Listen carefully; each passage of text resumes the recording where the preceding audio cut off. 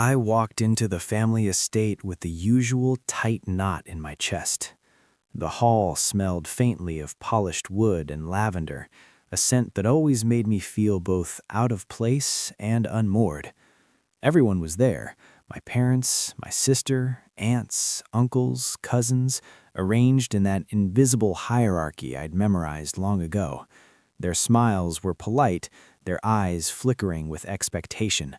I could feel it immediately. I was, as always, on the outside of something that wasn't meant for me. The ceremony began with the formalities. My parents stood clear in their authority and announced the inheritance. $5 million would go to my sister, their long-favored daughter. "Work harder next time," my mother said to me, her voice casual but sharp enough to sting. I swallowed, nodded, and let the words settle like dust around my shoulders. There were murmurs of congratulations, the kind that sounded rehearsed and heavy with obligation. I felt a familiar, achy memories of birthdays overshadowed, of accomplishments quietly dismissed, of parental pride reserved exclusively for someone else. I remembered the small slights from my childhood, the books I had read that no one asked about, the trophies that went unremarked, the way my sister's every word seemed a higher note in a melody I could never reach. And yet I sat there quiet, observing. I had learned the power of silence. Grandpa, who had been seated in his usual chair at the far end of the room, watched the proceedings in that calm, deliberate way he always did. There was a slight tightening of his jaw, a subtle lift of his brow, and I understood instantly that he was weighing something. Time stretched. Faces blurred into a tableau of polite satisfaction and barely contained disappointment. My mother's smile tightened. My sister's eyes sparkled with triumph, but Grandpa remained still, unshaken. Then, without preamble, he stood. The room's chatter faltered. He lifted an envelope with a deliberate, almost ceremonial motion. "For you," he said, handing it to me. I took it, my fingers brushing against his, and felt the weight of expectation shift. Slowly, deliberately, I opened it. $55 million. The room froze. My mother's lips parted, a soundless exclamation trapped behind them. "You can't do this to me," she finally managed, voice sharp and incredulous. The careful facade of control cracked. I didn't respond. I couldn't. The vindication was quiet, internal. No one needed to witness it. The proof was in the envelope in my hands, the unmistakable authority of Grandpa's decision.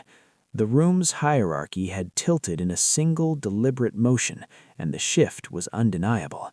For a moment, everything was suspended: the polished floors, the murmuring relatives, the scent of lavender and dust. Then the room began to stir again, but differently this time. The air carried a tension I hadn't felt before, a subtle recalibration of who mattered and who had been quietly underestimated all along. I left the envelope on the table for a few seconds longer than necessary, letting the silence linger.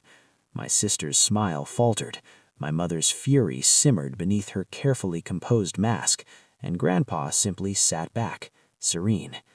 Later, alone in the library, I thought about what had happened. The money was more than a windfall. It was a statement, but not a triumphant one. I didn't need to gloat. I didn't need to claim victory aloud. What mattered was recognition, finally, quietly, irrevocably. And yet I couldn't ignore the lingering questions. The family would never be quite the same.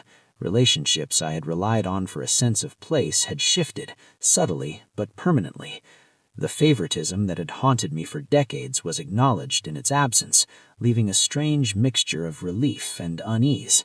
I sat back in the high-back chair, letting the light from the window fall across the ledger of my quiet vindication.